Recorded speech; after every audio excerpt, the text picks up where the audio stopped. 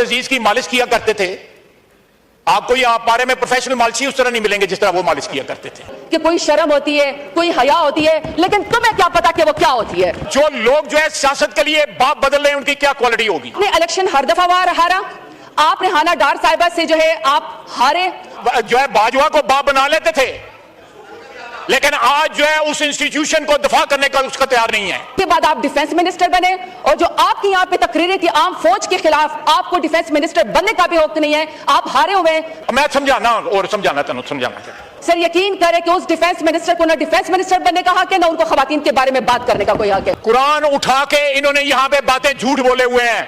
जो शख्स खुद रेहाना डार साहिबा से अपने इलाके में अपना इलेक्शन एक खातून से हार चुका हो, वो कहाँ गई खातून जो कहती थी खान नहीं तो पाकिस्तान नहीं है, यही बैठी होगी कहीं पे। अस्सलाम वालेकुम नाज़रीन कराम, आज ज़रताज गुल ने हदें क्रॉस कर ली और ख्वाजा आसिफ भी पीछे न रहे। दोनों की इतनी सख्त लड़ाई, दोनों तकरीरें आपको दिखाते हैं। ज़रताज गुल ने ख्वाजा आसिफ को कहा कि ना इसे शर्म आती है ना हया आती है, एक औरत से हारा हुआ और फॉर्म 47 से ज़बरदस्ती जीत कर इस ऐवान में आकर बैठा है। कोई ना कोई शर्म और हया होती है, इस शख्स को ना शर्म आती है ना हया आती है। ख्वाजा आसिफ भी पीछे ना रहे और उन्होंने भी उठकर इतने सख्त अल्फाज कहे कि पूरे ऐवान हैरान रह गया। वीडियो देखिए फिर इस पर बात करते हैं।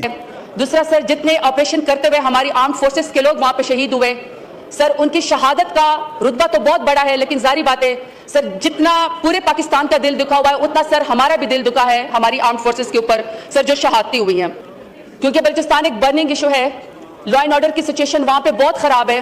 तो सर मेरा ख्याल तो ये था कि हुकूमत आएगी, मिनिस्टर्स आएंगे और सर वो कौम को इकट्ठा करेंगे और वो बात करेंगे, बलूचिस्तान के बारे में बताएंगे कि किस तरह जाफर एक्सप्रेस जो है वो दहशतगर्दों ने अगवा की, इन्होंने दहशतगर्द से निपटना कैसे है और उन्होंने किस तरह सर लोगों को शहीद किया। मेरा ख्याल ये था कि सर हुकूमत कोई डिसेंसी का मुजाहरा करेगी, या जिस तरह सर बन्नों के अंदर दहशतगर्दी वीकेंड का हमला हुआ, अभी सर हमारे रोजादारों ने पहला लुकमा भी सर अफ्तारी का अपने मुंह में नहीं रखा था कि सर लोगों ने खून के अंदर लथपथ लाशें जो हैं उनके जनाजे उठाने शुरू कर दिए। इसी तरीके से सर मदरसा हकानिया में जिस तरह हमारे उलमाए कराम के ऊपर दहशतगर्दी हुई और सर उनको शहीद किया गया, और जिस तरह सर टारगेट करके हमारे उलमाए कराम को शहीद किया जा रहा है, तो सर मेरा ख्याल ये था कि हुकूमत आएगी और बहुत ही जिम्मेदारी का मुजाहरा करेगी और बताएगी कि उनका दिल कितना दुखी है और पाकिस्तान को कैसे जोड़ना है और दहशतगर्दी के नासूर से कैसे निपटना है। लेकिन सर बजाय इसके कि हुकूमत इसका जवाब देती कि ये दहशतगर्दी की लपेट में क्यों है, बलूचिस्तान में सर मेरे सराइकियों को और पंजाबियों को कौमी शनाख्ती कार्ड देकर बसों से उतार कर क्यों सर उनके ऊपर गोलियां मारी जाती हैं। दहशतगर्द इतने ताकतवर क्यों हो गए हैं कि उन्होंने हमारे मुल्क की रियासत के रिट को चैलेंज कर दिया है। लेकिन सर ये मीडिया, सर ये रियासत, ये मुल्क और सर ये पार्लियामेंट गवार है। और मुझे बड़ी खुशी है कि सर यहाँ पे आज डिफेंस मिनिस्टर साहब बैठे हुए हैं। सर डिफेंस मिनिस्टर को इन तमाम बातों का जवाब देने के बजाय इस बात की पड़ी हुई थी कि किस तरीके से पीटीआई को फिक्स किया जाए, किस तरीके से दहशतगर्दी का इल्जाम पीटीआई के ऊपर लगाया जाए। और सर उससे भी बढ़ के मुझे अफसोस ये हुआ कि डिफेंस मिनिस्टर को ये पड़ी हुई थी कि पीटीआई की 3 खवातीन आपस में पेप टक क्या करती हैं।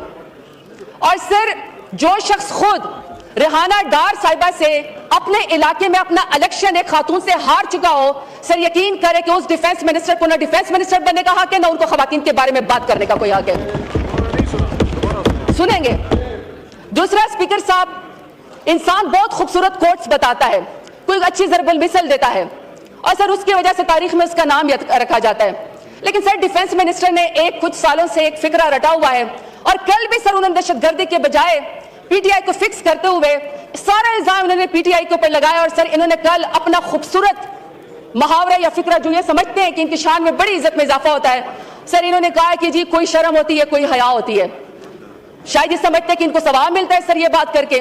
तो सर मैं इनकी तरफ इनका फिक्रा लौटाना चाहती हूँ कि आपने इलेक्शन हर दफा हारा, आप रेहाना डार साहिबा से जो है आप हारे, उसके बाद आप डिफेंस मिनिस्टर बने और जो आपकी यहाँ पे तकरीरें थी आम फौज के खिलाफ, आपको डिफेंस मिनिस्टर बनने का भी हक नहीं है, आप हारे हुए हैं। तो सर इनका फिक्र इनकी तरफ लुटा देती हूँ कि कोई शर्म होती है, कोई हया होती है, लेकिन तुम्हें क्या पता कि वो क्या होती है। फिर ये है कि एक 2 नंबरी करते हैं, ऊपर से फिर धौंस और धांधली की बातें करते हैं यहाँ पे, जिस तरह ये मेरा बरखुदार अभी खड़ा होकर बातें कर रहा था।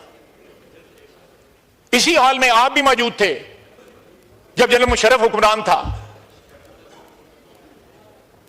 ہم نے سب کچھ وٹنس کیا ہوا ہے کہ اس وقت کون کیا بات کرتا تھا, لیڈر آف اپوزیشن کیا بات کرتے تھے. جس طرح وہ شوکت عزیز کی مالش کیا کرتے تھے, آپ کو یہاں پارے میں پروفیشنل مالشی اس طرح نہیں ملیں گے جس طرح وہ مالش کیا کرتے تھے. اور شیر افضل مرود نہیں سام سکے جڑا ہے انہوں نے گل پہنا ہے انہوں کو سامنے نہیں جانتا ہے. وہ ان کی حقیقت بیان کرتا ہے, ان کا اصلی چہرہ جو بیان کرتا ہے کہ اصلی چہرہ کیا ہے. یہ جتنے بندے ہیں اتنے فیکشن ہیں ان کے اندر, اور 2-4 خواتین ہیں وہ بھی علیحدہ ہیں, ان کے مفادات کا جو ہے ان کا بھی آپس میں ایک تناؤ ہے. میں سمجھانا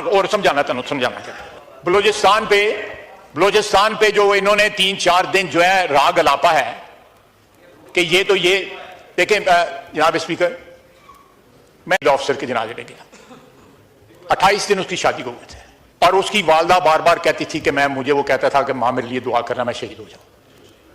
تو میں کہتا بیٹا ماں کبھی یہ دعا کر سکتی ہے بیٹے کے لیے, اور یہ ان لوگوں کی توہین کرتے ہیں, یہ اس سے بھی اختلاف کرتے ہیں, ان کے خلاف دہشت گردوں کے خلاف انکاری ہیں جنگ لڑنے کے لیے, اسلام آباد پہ حملہ کرنے کے لیے ہر وقت تیار ہیں. اقتدار کی جنگ لڑ سکتے ہیں جناب اسپیکر, لیکن ملک کی سالمیت کی جنگ لڑنے سے انکاری ہیں. ایک شخص کے فرد واد کی جس کے متعلق کہتے ہیں خان نہیں تو پاکستان نہیں, یہ نعرہ لگاتے ہیں نا, میں تو نہیں لگاتا, یہ تو نہیں لگاتے, یہ نعرہ لگاتے ہیں. وہ کہاں گئی خاتون جو کہتی تھی خان نہیں تو پاکستان نہیں ہے, یہی بیٹھی ہوگی کہیں پہ. یہ ریکارڈنگ سنا دیتے ہیں ہم, ریکارڈنگ اسد کیسر صاحب جناب ریکارڈنگ سنا دیتے ہیں جناب. قرآن چھپ کے, قرآن اٹھا کے انہوں نے یہاں پہ باتیں جھوٹ بولے ہوئے ہیں. یہ در و دیوار جو ہے یہ گواہ ہے اس چیز کی. جناب اسپیکر, کیا اچھا ہوتا کہ پریزیڈنشل ایڈریس پہ لیڈر آف اپوزیشن اس بات کا اعتراف کرتے کہ پچھلے 1 سال کے اندر اکنامک ریکوری ہوئی ہے اس ملک میں. یہاں پہ ہماری بہادر افواج جو ہیں جس طرح لڑ رہی ہیں دہشت گردی کے خلاف, اس کا اعتراف کرتے. کبھی یہاں پہ اعتراف ہوا ہے؟ یہاں پہ باپ جو ہے باجوہ کو باپ بنا لیتے تھے, لیکن آج جو ہے اس انسٹیٹیوشن کو دفاع کرنے کا اس کا تیار نہیں ہے. باجوہ کو باپ بنایا وہ تھا ان سب نے. ناظرین کرام, آپ نے ویڈیو دیکھی. قومی اسمبلی کے اندر آج بلوچستان کے معاملے پر کھل کر بات کی. زرتاج گل نے خواجہ آصف کو چھٹی کا دودھ یاد کرا دیا اور واضح بتا دیا کہ فارم 47 سے یہ حکومت میں آیا ہے. آپ کو یاد ہوگا جب خواجہ آصف کے ساتھ پاکستان تحریک انصاف کے ایک اور رہنما کی انتہائی سخت لڑائی ہوئی تھی, جس کے بعد انتہائی نازیبا قسم کے الفاظ بھی قومی اسمبلی میں ادا کیے گئے تھے, جس کے بعد اسپیکر نے اس پر سخت ایکشن لیا تھا اور ان کی رکنیت بھی معطل کی تھی اس سیشن کے لیے.